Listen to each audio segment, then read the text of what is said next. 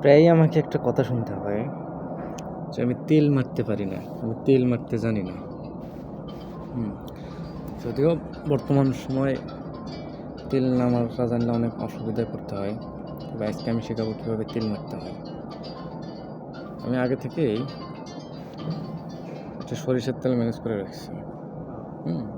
এভাবে নিতে হবে। খুব বেশি উপর করা যাবে না, মাথায় হাত ঠেকায় এভাবে নিতে পারেন। আবার দেখাই, এভাবে হাত ঠেকায় এইভাবে নিয়ে এরকম করতে হবে। একটু তেল আটকে গেল, এইটার এইরকম করে ডলাডলি কইরা লাগাইতে হবে।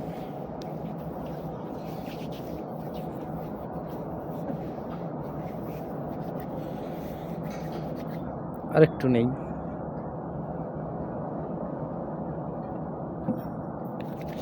পরে ডলাডলি করে গরম করে আগে দিতে হবে।